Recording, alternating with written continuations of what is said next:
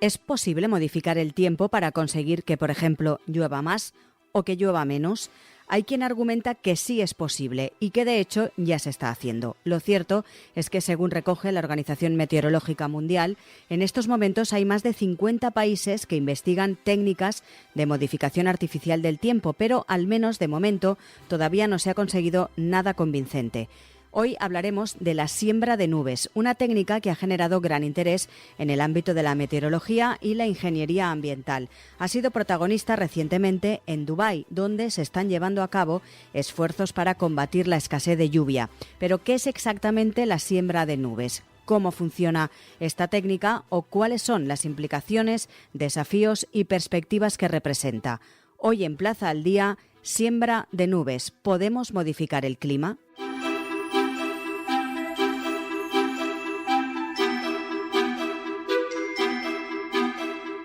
Saludamos a José Miguel Viñas, es meteorólogo de Meteorred y además divulgador de las ciencias atmosféricas. Señor Viñas, muy buenas. Hola, encantado de participar. Vamos a comenzar por la pregunta más básica. ¿Qué es exactamente la siembra de nubes? La siembra de nubes, que podemos pensar que es algo que se ha inventado hace poco, o se ha desarrollado hace poco, es algo que ya se empezó a desarrollar al final de la Segunda Guerra Mundial en Estados Unidos. Básicamente consiste en una técnica que introduce unas determinadas partículas o elementos, en particular unas sales, en el interior de las nubes, y lo que hacen es estimular el proceso de precipitación. La sal más común que se utiliza es el yoduro de plata, que seguramente que este nombre le sonará a alguno de nuestros oyentes. El yoduro de plata tiene una particularidad, y es que su estructura cristalina es muy parecida a la del hielo, y de alguna forma, al introducirlo dentro de una nube que potencialmente puede dar lugar a lluvias, el vapor de agua que tiende a agruparse sobre esos núcleos de condensación, el hielo en este caso, también lo hace sobre el yoduro de plata, de manera que se potencia la formación de más gotitas que finalmente pueden dar lugar a gotas ya de lluvia.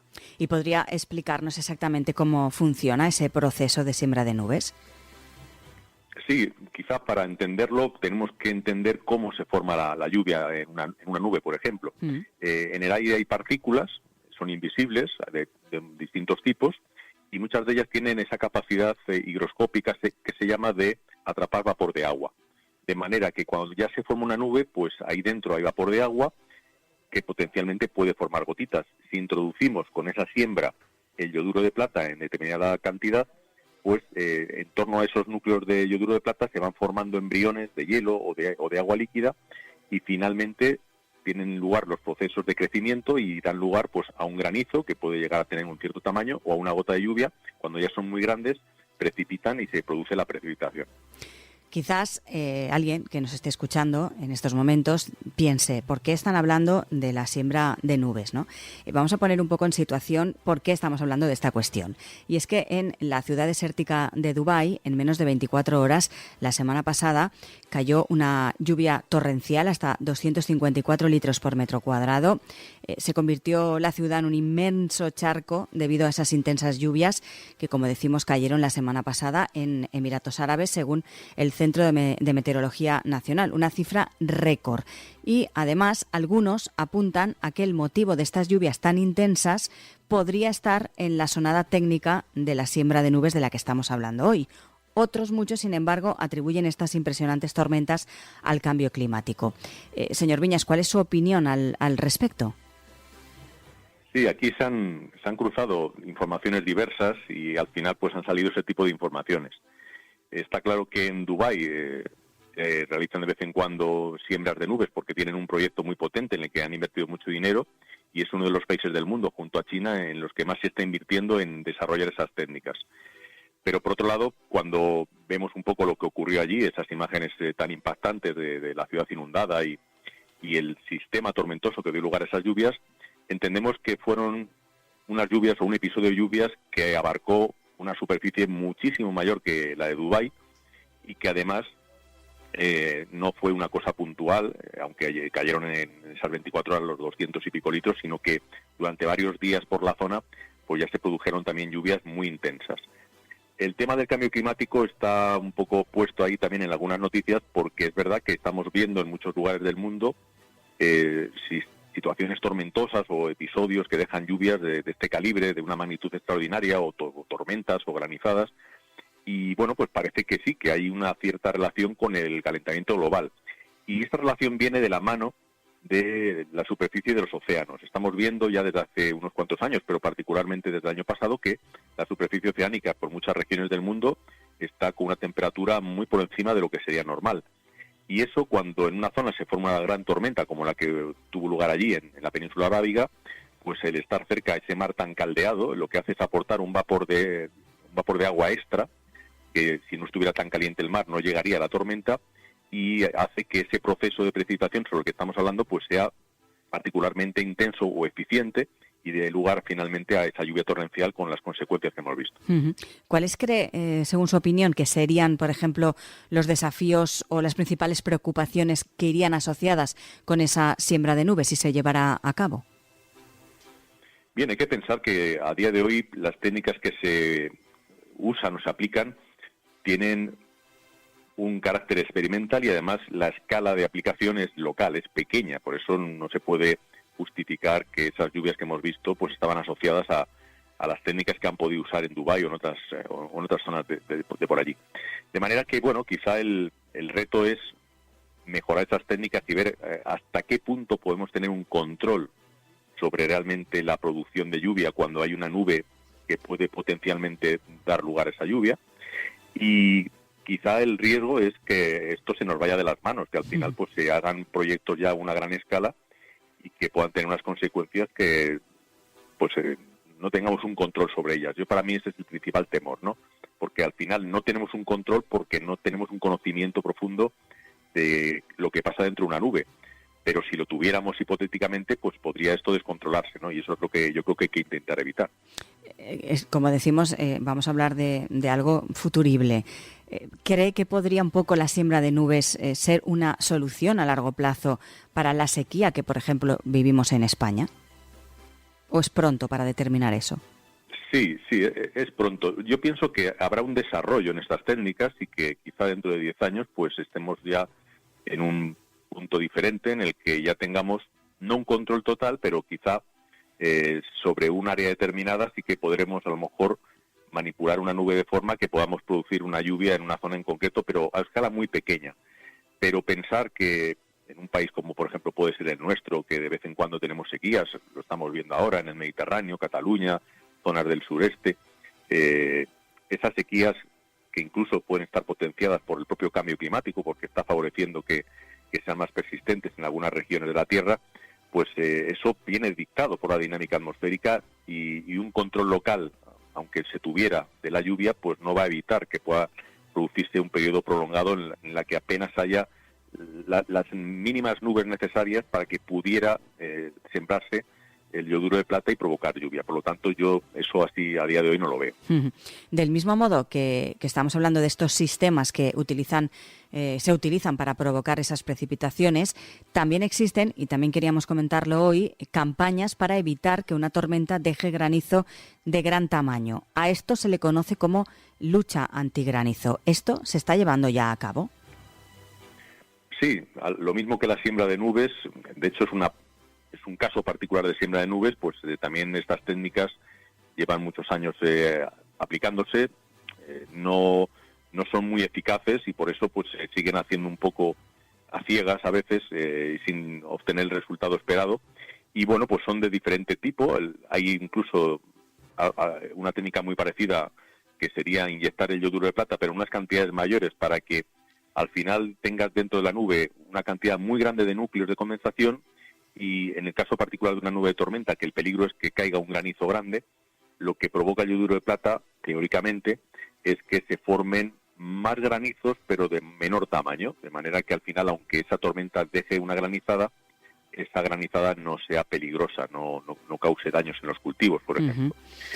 Hay otras técnicas también que lo que hacen es lanzar con un cohete y provocar una perturbación, una explosión a cierta altura, a la altura de la nube, que hace o provoca una vibración dentro de ella y que se rompe de alguna manera el proceso de crecimiento de los granizos y evita que sean grandes. Pero son técnicas que tienen muchas limitaciones y volvemos un poco al tema de la falta de control. Es decir, tú puedes tener una tormenta que ves que se está formando, lanzar hielo duro con ayuda de una avioneta o un cohete, y luego al final pues no ver el resultado esperado, y eso ocurre muchas veces, ¿no? Pues que al final la tormenta deja granizo incluso mayor del esperado, o lo contrario, y tampoco tienes la seguridad de que ha sido justo la siembra lo que ha provocado lo que finalmente has observado. También me gustaría hablar de otra cuestión, viene un poco en relación a lo que estamos hablando, pero como decíamos, estamos hablando de la siembra de nubes, que sería de manera sencilla provocar que la nube provoque lluvia, ¿no? que llueva, y otra teoría sería la contraria, aunque esta es un poco más conflictiva. Me refiero a la de los chemtrails. ¿Qué significa esta teoría? ¿En qué consiste? Bueno, pues hay personas que piensan que las estelas de condensación que dejan a veces los aviones en el cielo y que quedan marcadas, pues esas estelas tienen sustancias químicas que o bien evitan que llueva, o bien esas sustancias químicas son nocivas para la salud o para los cultivos que hay si cae eso a la Tierra. Bueno, son teorías conspiratorias. No tengo muy claro qué hay detrás de eso en las personas que están constantemente fomentando que se hable de esto, y desde luego que, bueno, cualquiera que sepa un poco cómo funciona el motor de un avión, pues sabe que una estela está formada principalmente por hielo, porque lo que sale muy caliente de los motores de un avión en vuelo es vapor de agua y algunas partículas, y eso es lo que genera finalmente cristales de hielo, que al ser muy reflectante, pues el resultado es esa estela que vemos brillante, y que se queda o no marcada depende de las condiciones que haya justo al nivel donde va volando el avión. Por último, sí que me gustaría también abordar la cuestión negativa, entre comillas, es decir, los efectos negativos que podrían suponer rociar las nubes de yoduro de plata. ¿Los hay, esos efectos negativos? ¿Los habría? Esos efectos negativos podrían venir de la mano de unas campañas que ya tuvieran, digamos, una escala mayor. Imaginémonos que China pues sigue investigando esto, cada vez invirtiendo más dinero, otros países se suman a eso y finalmente se pueda llegar a hacer una siembra de nubes en regiones, a día de hoy es imposible, pero en regiones terrestres muy grandes. Esto acarrearía otra serie de problemas. Todavía no tendríamos un control directo sobre el tiempo, pero regionalmente ya sí, quizá, en un caso hipotético. Y claro, pues si pensamos en un país, ya que he dicho China, por ejemplo, ese país que tiene regiones donde habitualmente hay periodos largos de sequía, aplica esa técnica, se supone que ya la tiene desarrollada en un futuro, y consigue que en esas regiones que suelen ser además fronterizas, pues deje de haber tanta sequía y atrapa, por así decirlo, vapor de agua de zonas que están al otro lado de su frontera, es decir, de otros países en los que no tenían ese problema de sequía y empiezan a tenerlo. Claro, esto pues claramente implica inmediatamente un conflicto entre países, porque al igual que pueden ocurrir las guerras del agua porque un país decide arbitrariamente pues limitar el caudal de un río que pasa a otro país, el otro país tiene todo el derecho legítimo a reclamar que el agua de ese río no pertenece al país de la cabecera, sino que el río es de todos, ¿no? Pues con la atmósfera pasa algo parecido. En la atmósfera no hay fronteras, las fronteras están aquí abajo en la superficie terrestre dividiendo los países o los estados. De manera que eso generaría una serie de problemas que podrían acarrear pues conflictos muy muy importantes, aparte de un tema ético, etcétera.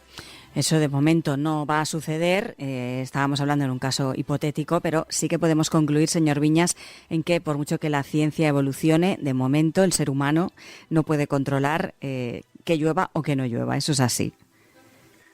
Efectivamente, cuando se desarrollaron estas técnicas, como dije al principio, pues después de la Segunda Guerra Mundial en Estados Unidos, claro, el ejército de Estados Unidos estaba muy expectante porque pensaba que tenía el control del tiempo y sería el arma perfecta, ¿no? Pues si un país me ataca, pues yo le provoco un cambio meteorológico que le perjudique, ¿no? Y esto con el paso de las décadas se ha visto que no, que estamos lejísimos de eso. Yo creo que nunca lo conseguiremos y bueno, a lo que hay que aspirar quizás es que a una escala pequeña, lo he insistido varias veces, pues sí que se pueden hacer técnicas que ya sean más eficientes y que quizá pues den un resultado positivo, pero a esa escala, que nadie piense que vamos a poder modificar el tiempo a nuestro antojo. Bueno, pues nos quedamos con esa reflexión. José Miguel Viñas, recordamos, meteorólogo de Meteorred y divulgador de las ciencias atmosféricas. Muchísimas gracias por estar hoy con nosotros. Muchas gracias a ti, un abrazo.